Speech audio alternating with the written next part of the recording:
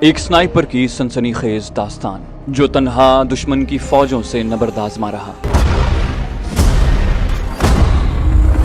आपके लिए पेश खिदमत है। की तरफ जाने से पहले आप सबसे गुजारिश है कि अगर अभी तक आपने हमारे चैनल को सब्सक्राइब नहीं किया तो उसे सब्सक्राइब कीजिए और वीडियो पसंद आने की सूरत में इसे लाइक और शेयर करना मत भूलिए और कमेंट करके हमें बताइए कि आपको हमारी वीडियोस कैसी लगी। आइए कहानी की तरफ चलते हैं। बारूदी सुरंगी कते को उमूमन बार्ब्ड वायर लगाकर जाहिर किया जाता है।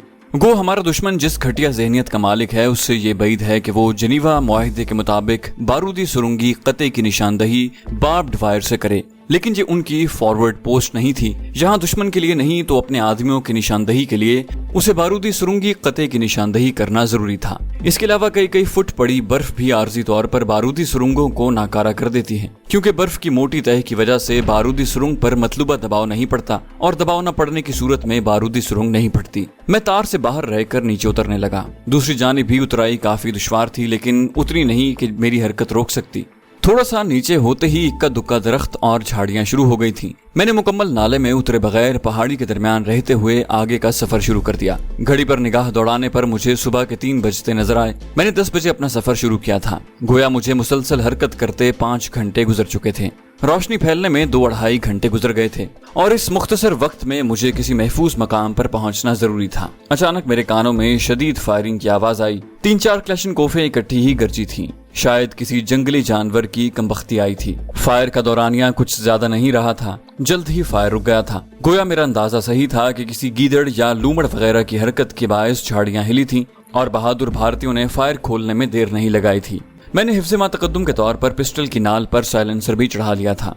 थोड़ा आगे बढ़ते ही मुझे बाएं तरफ काफी दूर रोशनी के 2-3 गोले बुलंद होते दिखाई दिए, लेकिन वो वहां से काफी फासले पर थे। थोड़ी सी दबी हुई जगह आई, गोया कि कोई छोटा सा नाला हो। मुझे अच्छी खासी प्यास महसूस हो रही थी। उस दबी जगह में चश्मे की मौजूदगी यकीनी थी और बदकिस्मती ये थी कि बर्फ ने चश्मे को अपने नीचे दबाया हुआ था। नाले में उतरकर मुझे पानी जरूर मिल जाता, लेकिन जरूर पानी के हुसूल के लिए नाले में उतरना मुझे कब गवारा हो सकता था। एक अच्छे स्नाइपर में इससे कई गुना ज्यादा प्यास बर्दाश्त करने का हौसला मौजूद होता है। मैं एक अच्छा स्नाइपर हूँ या नहीं इस बारे में तो मैं कुछ नहीं कहता, अलबत्ता इसमें कोई शक नहीं कि मुझ में भूख प्यास बर्दाश्त करने का मादा वाफिर मिकदार में मौजूद है। मैं उसी सीधाई में चलता रहा। रोशनी होने के खौफ ने मुझे रफ्तार बढ़ाने पर मजबूर कर दिया था। मेरी बदकिस्मती के दरख्तों की हद अचानक खत्म हो गई। उसके बाद दरख्तों के कटे हुए तनों ने मुझे चौकन्ना कर दिया था। वहां से दरख्त और झाड़ियां काटने का मकसद यही था कि करीब कोई पोस्ट मौजूद थी। उस इलाके में दरख्तों की कटाई 3 मकसद से की जाती है: मोर्चों और रिहायशी बंकर्स की तामीर के लिए, जलाने के लिए और फील्ड ऑफ साफ करने के लिए। और वहाँ मुझे मौखर जिक्र बात सही लगी, क्योंकि दरख्त बहुत ज्यादा काटे गए थे और ज्यादातर दरख्तों के खुश्क तने वहीं मौजूद थे। दरख्तों की आड़ से बाहर आने की बजाय मैं नीचे नाले में उतरने लगा। थोड़ा सा उतरते ही मुझे अपने सफर करने की समत हल्की सी रोशनी दिखाई दी। वहाँ एक और पोस्ट मौजूद थी। मैं दरख्तों की आड़ लेकर नीचे उतरता रहा। नीचे उतरते हुए मेरी कोशिश थी कि झाड़ियों और पत्थरों वगैरह का शोर न हो। ज्यादातर पत्थर तो बर्फ में दब गए, लेकिन जिस जगह बर्फ हट गई थी वहाँ बहरहाल ये खतरा मौजूद था और खड़ी ढलान में यूं भी बर्फ जल्द खत्म हो जाती है। मैं 15-20 मिनट में नीचे पहुंच गया था। ये नाला दूसरे नालों की निस्बत तंग था। पानी के हल्के शोर ने मुझे प्यास का एहसास दिलाया और मैं दस्ताने उतारकर ओक से पानी पीने लगा। पानी काफी ठंडा था। उस इलाके में ऐसे काफी चश्मे मिल जाते हैं जिनका पानी गर्म होता है, लेकिन वो नाले का पानी था। इसमें मुख्तलिफ चश्मों के पानी के साथ पिघली हुई बर्फ का पानी भी शामिल था। पानी पीकर मैंने झोले से प्लास्टिक की वाटर बॉटल निकाल कर भरी और नाले की जड़ में दबे कदमों आगे बढ़ने लगा। 500-600 गज का इलाका मेरे लिए बहुत खतरनाक था। किसी महफूज मकाम तक पहुंचने के लिए उस पोस्ट का इलाका उबूर करना नागुज़ीर हो गया था। रोशनी होते ही दूसरी तरफ के नाले में मौजूद मेरी तलाश में सरगर्दा अफराद को मेरे फरार की समत मालूम हो सकती थी। 50-60 गज का इलाका ऐसा था जहां मैं पैदल चलकर आया था। वहां बर्फ कतरे सख्त थी और मेरे पांव उसमें धंसे नहीं थे, लेकिन करीब से देखने पर ऐसे निशान जरूर नजर आ जाते जिससे उन्हें मालूम हो जाता कि मैं उस रास्ते से भागा हूँ। वो पोस्ट नाले से 50-60 गज ही ऊपर बनाई गई थी।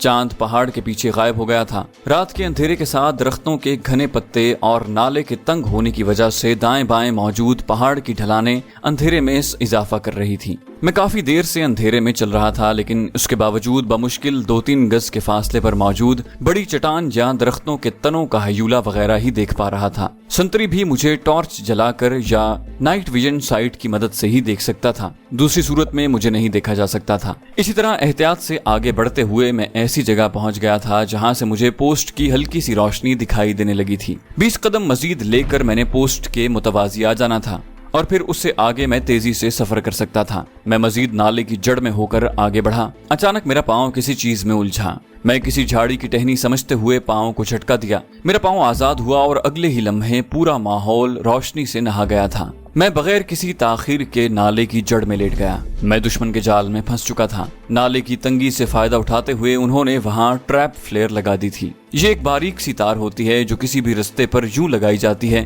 कि आते हुए दुश्मन का पांव उलझने पर तार कट जाए। तार कटते ही ट्रैप फ्लेयर एक लम्हे में जल जाता है और सारा माहौल रोशनी से नहा जाता है। ट्रैप फ्लेयर इस्तेमाल करने वालों ने ऐसी जगह पर पहले से अपने खुदकार हथियार फिक्स किए होते हैं। ट्रैप फ्लेयर के चलते ही हथियारों के करीब मौजूद संतरी फायर खोल देता है। उस वक्त भी यही हुआ था। ट्रैप फ्लेयर के चलते ही विकर्स गन का फायर मुसलसल वहां आने लगा। उसके साथ ही उन्होंने नारे लगाते हुए क्लैशिनकोफों के धाने भी खोल दिए थे। मुझ पर जैसे कयामत टूट पड़ी थी। मैं उसी तरह जड़ ही में लेटा रहा था। अगर मैं अपना सर जरा सा भी ऊपर उठाता, गोली मुझे लग जाती। एक बुनियादी गलती उनसे ये हुई थी कि उन्होंने नाले के दूसरे किनारे पर अपने आदमी नहीं बिठाए थे। अगर वो ऐसा कर लेते तो यकीनन आज मैं ये कहानी सुनाने के लिए जिंदा न बचता। ट्रैप फ्लेयर की रोशनी लम्हाती होती है। रोशनी खत्म होते ही दोबारा अंधेरा छा गया था और इस मर्तबा अंधेरा कुछ ज्यादा ही लग रहा था कि रोशनी होने के बाद अंधेरा ज्यादा महसूस होता है। अंधेरा होते ही किसी के चीखने की आवाज आई थी कि मर गया है कि जिंदा है। किसी दूसरे ने मशवरा दिया, इल्यूमिनेटिंग राउंड फायर करो।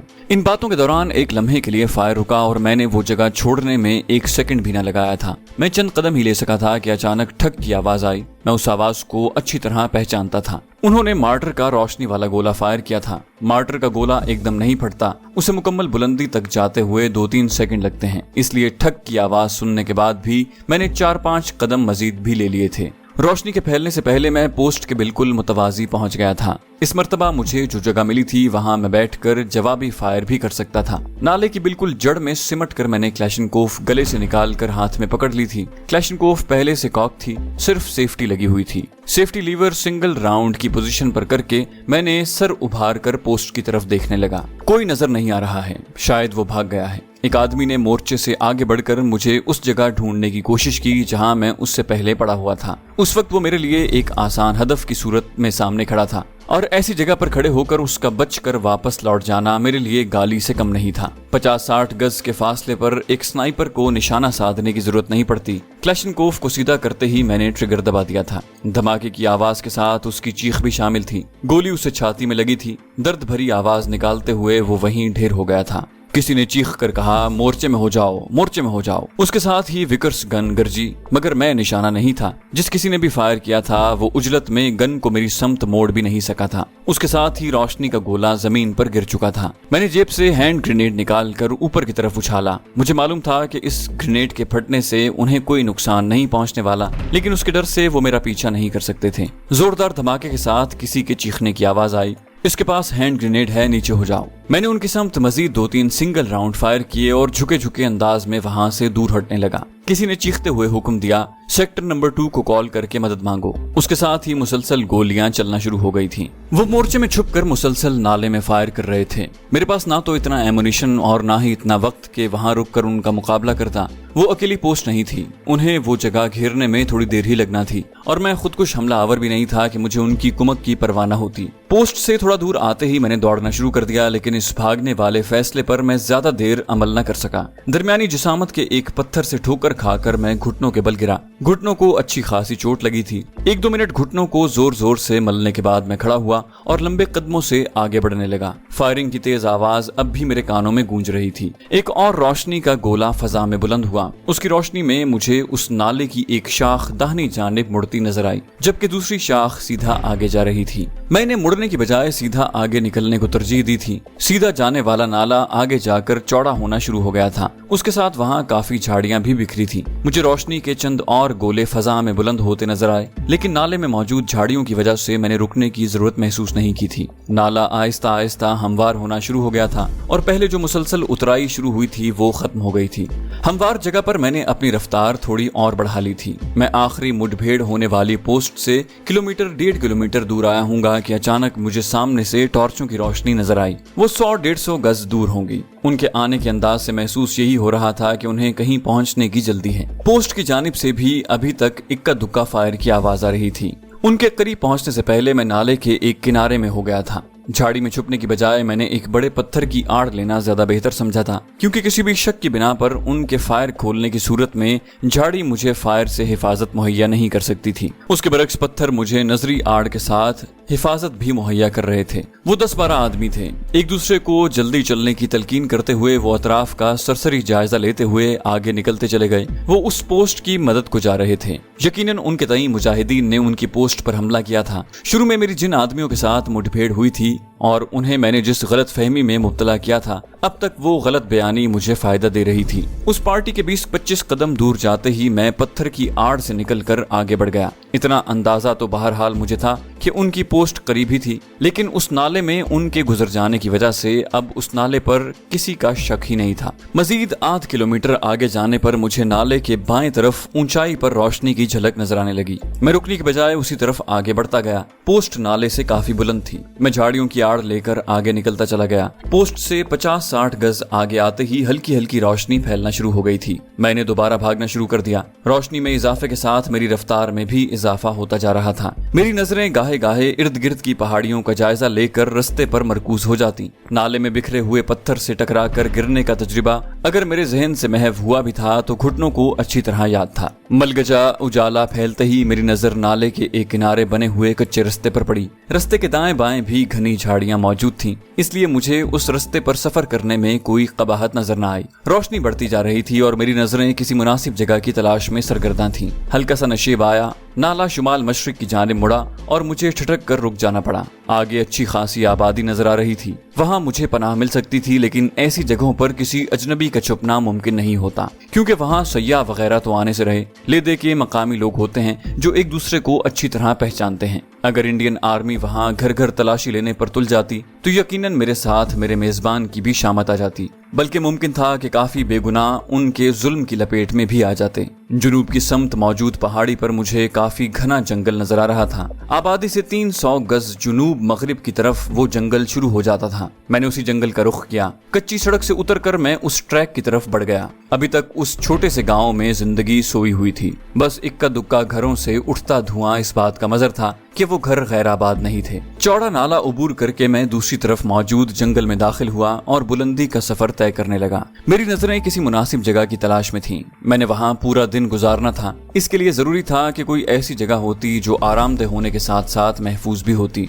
ये और बात कि स्नाइपर अपनी कमीनगाह चुनते वक्त छुपाव को आराम पर तरजीह देता है। जल्द ही मुझे ऐसी झाड़ियों का झुंड नजर आ गया था। अपने झोले से तेजदार खंजर निकालकर मैंने वहां मौजूद झाड़ियों से अपने मतलब की टहनियां काटना शुरू कर दी। घंटा भर बाद ही मेरे पास टहनियों का ढेर लग गया था। मैं उन टहनियों से अपने लिए मचान बनाने लगा। गो उमूमी तौर पर स्नाइपर बुलंद दरख्तों पर मचान बनाते हैं ताकि दूर दूर तक इलाके पर नजर रखी जा सके और फायर करते वक्त कोई रुकावट भी नजर न आए। लेकिन वहाँ मेरा मकसद किसी हदफ को निशाना बनाना नहीं था कि मैं ऊंचा दरख्त चुनता। उसके अलावा ये भी मसला था कि वहाँ दरख्त बहुत ऊंचे होते हैं। चीड़ दियार के दरख्तों पर तो मचान बनाई ही नहीं जा सकती, और जिन दरख्तों पर मचान बनाई जा सकती है वो भी ऐसी कि उसमें बमुश्किल बैठा जा सकता है, और मेरा बैठने का इरादा नहीं, लेटने का था। मजीद घंटा भर की मेहनत से मैं मचान बनाने में कामयाब हो गया था।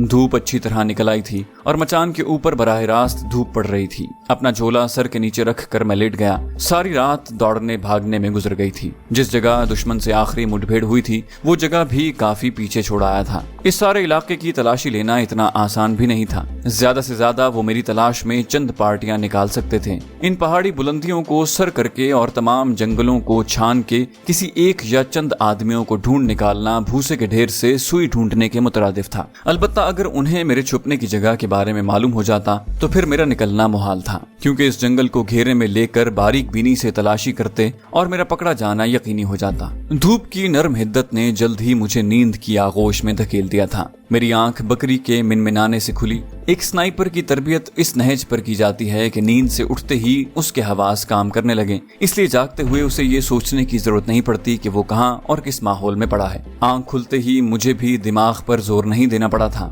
اس طرح جنگلوں اور مچانوں پر میں کئی راتیں گزار چکا تھا۔ یہ ماحول اور حالات میرے لیے نئے نہیں تھے کہ مجھے گھبراہٹ ہوتی۔ میں نے کروٹ بدلتے ہوئے اس سمت نگاہ دوڑائی جہاں سے آواز آئی تھی۔ مجھے کافی بھیڑیں اور بکریاں دائیں بائیں جھاڑیوں پر منہ مارتی نظر آئیں۔ جنگل آبادی کے قریب تھا اور وہاں کسی چرواہے کا آنا عجیب بات نہیں تھی۔ البتہ یہ فکر مجھے ضرور دامنگیر ہوئی کہ کہیں اس کی میرے مچان پر نظر نہ پڑ جائے۔ ایسی صورت میں میرے لیے مشکل کھڑی ہو جاتی۔ ایک بے گناہ کو قتل کرنے پر میرا ضمیر کسی طور پر بھی آمادہ نہ ہوتا، اور اسے زندہ چھوڑنے میں یہ قباحت تھی کہ وہ انڈین آرمی کی رہنمائی کر کے میری موت کا سامان پیدا کر سکتا تھا۔ میں لیٹے لیٹے بھیڑ بکریوں کا جائزہ لیتا رہا۔ 2-3 بکریاں ان جھاڑیوں کے پاس پہنچ چکی تھیں جہاں میں چھپا ہوا تھا۔ اچانک ایک جھاڑی کی اوٹ سے گہرے سبز اور سرخ رنگ کا لباس چھلکا۔ میں چونک پڑا تھا۔ اگلے ہی لمحے وہ میرے سامنے تھی۔ وہ ایک چرواہن تھی۔ بکری کے ایک چھوٹے سے میمنے کو ہنکاتی ہوئی وہ میرے مچان کی طرف آ رہی تھی۔ دوپٹے کو اس نے بڑے عجیب بلکہ خوبصورت انداز میں سر سے لپیٹا ہوا تھا،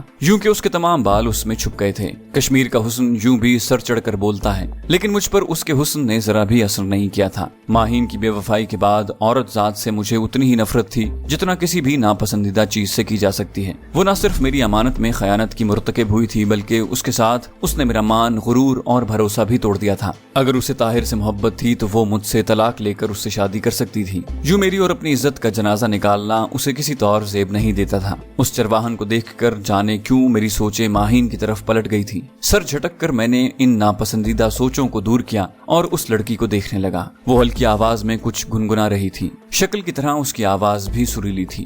گیت کے بول تو میری سمجھ میں نہیں آ رہے تھے، البتہ اس کی آواز کا اتار چڑھاؤ اور مٹھاس متاثر کن تھی۔ وہ میرے مچان سے آگے گزرتی چلی گئی۔ مچان کی طرف اس نے کوئی دھیان نہ دیا۔ ان جھاڑیوں سے 15-20 گز آگے ایک صاف پتھر کے ساتھ ٹیک لگا کر وہ بیٹھ گئی۔ اس چھوٹے میمنے کو پکڑ کر اس نے گود میں لٹایا اور اس کے چہرے اور جسم پر ہاتھ پھیرنے لگی۔ وہ یوں بیٹھی تھی کہ اس کے سامنے دیکھنے پر مجھے اس کے چہرے کی ایک طرف نظر آتی۔ جانے وہ اس میمنے سے کیا باتیں کیے جا رہی تھی۔ باتیں کرتے کرتے وہ تھوڑا سا آگے کو کھسک کر زمین پر لیٹ گئی۔ میمنے کو اٹھا کر اپنی چھاتی پر لٹاتے ہوئے اس نے اپنے بازوؤں کے گھیرے میں لے لیا۔ میمنا یقیناً پہلے سے ان حرکتوں کا عادی تھا کہ بڑے مزے سے اپنا سر اس کی گردن پر رکھ کر لیٹ گیا تھا۔ میں نے اسی طرح لیٹے ہوئے آنکھیں بند کر لی۔ ایک کشمیری دوشیزہ کی تنہائی میں کی جانے والی ادائیں دیکھنے کا مجھے کوئی شوق نہیں تھا۔ مجھے بس فکر تھی تو یہ کہ وہ مجھے دیکھ نہ لے۔ اسی وجہ سے میں نے کروٹ بدلنے سے بھی احتراز برتا تھا۔ ممکن تھا کہ میرے کروٹ بدلنے سے جھاڑی کی شاخوں میں پیدا ہونے والی حرکت اسے اس جھاڑی کی طرف دیکھنے پر مائل کر دیتی، لیکن میری احتیاط کسی کام نہیں آ سکی تھی۔ اس کی بکری کسی چیز سے ڈر کر بھاگی۔ بکری کا رخ میری مچان کی طرف ہی تھا۔ وہ بے اختیار اپنی جگہ پر کھڑے ہو کر اس سمت کو دیکھنے لگی جہاں سے بکری بھاگ کر آئی تھی۔ یقیناً بکری نے لومڑی یا گیدڑ وغیرہ دیکھا تھا۔ میں بھی اسی جانب دیکھنے لگا اور اسی لمحے میری غلط فہمی ہوا ہو گئی۔ انڈین آرمی کے 2 جوانوں کو دیکھتے ہی میں نے سائیڈ پر پڑی کلاشنکوف ہاتھ میں پکڑ لی تھی۔ ارے پردیپ سنگھ، دیکھو تو بھوت کو ڈھونڈتے ہوئے ایک افسرہ مل گئی ہے۔ پردیپ سنگھ نے مسکرا کر اس کی تائید کی تھی، بات تو صحیح کہہ رہے ہو۔ ان دونوں کا رخ اس لڑکی کی جانب ہو گیا۔ اطراف سے وہ یکسر بے پرواہ ہو گئے تھے۔ پہلے والے نے قریب جا کر گہری نظروں سے اس لڑکی کا جائزہ لیتے ہوئے پوچھا، شہزادی تمہارا نام کیا ہے؟ لڑکی نے ہکلاتے ہوئے جواب دیا، ریشم۔ اس نے خباثت بھرے لہجے میں کہا، کتنا پیارا نام ہے۔ پردیپ سنگھ نے ان جھاڑیوں کی طرف سرسری نظر سے دیکھتے ہوئے کہا جہاں میں چھپا ہوا تھا، سلیم بھائی چلتے ہیں، باقی پارٹیاں آگے نکل جائیں گی۔ اور اس کے منہ سے سلیم سنتے ہی میرے سر پر گویا بم پھٹ پڑا۔ وہ مسلمان تھا اور اس کے باوجود یوں گھٹیا انداز میں ایک معصوم لڑکی کو ندیدے پن سے دیکھ رہا تھا۔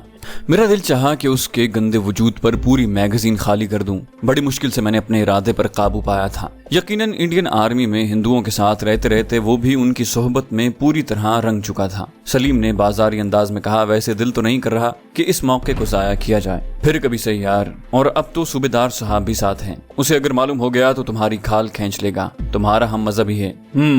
سلیم نے تنزیہ ہنکار بھری، بہت دیکھے ہیں ایسے ہم مذہب، اور پھر کیپٹن پرساد راجن بھی تو ہے है, जानते हो कितना शौक है उनको कश्मीरी लड़कियों का। दूसरा बोला, अच्छा अब चलो भी, बाकी पार्टियां आगे निकल गई होंगी, नजर भी आ रहा है कि कितना ज्यादा जंगल बाकी है। अब तक तो हम एक हिस्से ही की तलाशी ले पाए हैं, इससे 2 गुना हिस्सा बाकी है और उसके बाद सेक्टर 2 के इलाके की तलाशी लेना है। सलीम ने अफसोस भरे अंदाज में गंदी सोचों भरा सर हिलाया। उफ यार, तुम भी न बस। सलीम ने अपना हाथ रेशम के गाल की तरफ बढ़ाते हुए पूछा, वैसे तुमने यहाँ किसी कमीने घुस बैठिए को तो नहीं देखा? लेकिन इससे पहले कि उसका हाथ रेशम के रुखसार को छूता, वो जल्दी से पीछे हट गई। उसके साथ ही उसने इनकार में गर्दन हिलाते हुए कहा, किसी को नहीं देखा। सलीम ने झपट कर उसका हाथ पकड़ लिया। हाय ओए, नखरा तो देखो। रेशम के मुंह से एक सुरीली चीख बुलंद हुई। वो झटका देकर उस खबीस से अपना हाथ छुड़ाने लगी थी, मगर सलीम की गिरफ्त काफी सख्त थी। 150-200 गज दूर से किसी की चीखती हुई आवाज आई, क्या हुआ, कौन है? सलीम ने खबासत से हंसते हुए जवाब दिया, कोई नहीं है, बस एक बुलबुल हमें देखकर घबरा गई है। इस मर्तबा उसी आवाज ने डांटते हुए कहा, ये बुलबुलों के चक्कर छोड़ो और आगे बढ़ो। और सलीम रेशम का हाथ छोड़कर चल पड़ा। रेशम का हाथ पकड़ते पकड़ते वो उस रुख से हट गया था जिस पर वो पहले चल कर आए थे। मेरा मचान अब उनसे 5 गज दाएं पड़ रहा था। आगे बढ़ते हुए भी उनकी नजरें रेशम की जानिब सरगर्दा रहीं, जो घबराए हुए अंदाज में उन्हें घूर रही थी। उसकी वजह से वो दाएं बाएं की झाड़ियों की अच्छी तरह देखभाल नहीं कर सकते थे। परेशान नहीं होना, मैं बाद में आऊंगा मेरी जान। 15-20 कदम आगे जाकर सलीम ने बेहुदा अंदाज में कहा। प्रदीप सिंह उसके अंदाज पर हंस पड़ा, यार अब बख्श दो इस गरीब को। जवाबन सलीम ने एक जोरदार कहकहा लगाया और वो झाड़ियों की ओट में गायब हो गए। आहिस्ता आहिस्ता उनकी आवाजें मातूम होने लगी। बेख्तियार मेरे मुंह से गहरा सांस खारिज हुआ और मैंने क्लैशनकोफ मचान पर रख दी। उसके साथ ही मैंने रेशम की जानिब देखा। वो चौंकते हुए मेरे मचान की जानिब ही देखने लगी थी। शायद मेरे मुंह से कुछ ज्यादा ही गहरा सांस खारिज हुआ था। मुझे अपनी बेहतियाती पर सख्त गुस्सा आया, लेकिन अब तीर कमान से निकल चुका था। वो खोजती निगाहों से करीब आई। उसने इस्तरारी अंदाज में अपने हाथ में मोटा सा डंडा भी पकड़ा हुआ था। मैंने खुद को अच्छी तरह छुपाया हुआ था, लेकिन इसका मतलब ये भी नहीं था कि मैंने सुलेमानी टोपी ओढ़ी हुई थी और बिल्कुल नजर भी नहीं आ रहा था। उसके करीब आते ही मैं उसे मजीद सस्पेंस में मुब्तला किए बगैर अपनी जगह पर उठ बैठा। मुझे देखते ही वो घबरा कर पीछे हटी। चीख रोकने के लिए उसने बेसाख्ता अपने होंठों पर हाथ रख लिया था। मचान से निकलकर मैं उसके सामने आ गया। यकीनन उन्हें आवाज देकर वापस बुलाने में आपको कोई दिलचस्पी नहीं होगी, मैंने कहा। उसने घबराए हुए अंदाज में दाएं बाएं सर हिलाया। नहीं, मैं उन्हें नहीं बुलाऊंगी। मैंने कहा, वैसे मेरी तरफ से कोई कदगन नहीं है, आप उन्हें बड़े शौक से बुला सकती हैं ताकि मुझे गिरफ्तार करने के साथ वो आपको भी इनाम के तौर पर साथ ले जाएं। ये भी हो सकता है साथ न ले जाएं और यहीं मुकमुका कर लें। यहाँ आपको बताते चलें कि वो लड़की और उससे पहले प्रदीप सिंह और सलीम वगैरह उर्दू में बात नहीं कर रहे थे। लड़की बस टूटी फूटी उर्दू ही बोल सकती थी, लेकिन जिस अंदाज में बोल रही थी, यकीनन वो अल्फाज जानने से कारीन को कोई दिलचस्पी नहीं होगी। प्रदीप और सलीम के बोले हुए अल्फाज में भी हिंदी और पंजाबी के बहुत से अल्फाज शामिल थे। रेशम के चेहरे पर हल्की सी मुस्कुराहट जाहिर हुई। अगर मुझे ये खौफ न होता तब भी मैं इन खंजीरों को कुछ न बताती। मैं इंडियन फौज से सख्त नफरत करती हूँ। उसे बैठने का इशारा करते हुए मैं खुद भी एक पत्थर पर बैठ गया था। अच्छा, आप किस वक्त वापस लौटती हैं? मुझसे 2-3 कदम दूर हटकर वो भी नीचे बैठ गई थी। दोपहर को लौटती हूँ। मर्द की सोच के बारे में औरत की हिस्सियात बहुत तेज होती हैं। मेरे चेहरे और आंखों से हवेदा असरात उसे ये बावर करवाने के लिए काफी थे कि मैं उसके बारे में कुछ गलत नहीं सोच रहा। उसके जवाब ने मुझे इत्मीनान भरा सांस लेने पर मजबूर कर दिया था। यूं भी मैं उसे दोपहर से पहले वापस लौटने की इजाजत नहीं दे सकता था। उस पर शक करना मेरी मजबूरी थी। वो गाँव में जाकर किसी को भी मेरे बारे में इत्तला दे सकती थी और जरूरी नहीं था कि जिसे वो ये खबर सुनाती वो भी इंडियन आर्मी से उतनी ही नफरत करने वाला होता, या नफरत करने के बावजूद इनाम हासिल करने का लालच भी उसे ये इत्तला इंडियन आर्मी तक पहुंचाने पर मजबूर कर सकती थी। अलबत्ता दोपहर को उसके चले जाने के बाद मैंने भी वो जगह छोड़कर आगे बढ़ जाना था। उसके बाद वो बेशक जिस किसी को इत्तला देती रहती, मेरी सेहत पर कोई असर न पड़ता। चैनल को सब्सक्राइब कीजिए और बेल आइकन पर क्लिक कीजिए ताकि आपको तमाम वीडियोस फौरन मिलती रहें।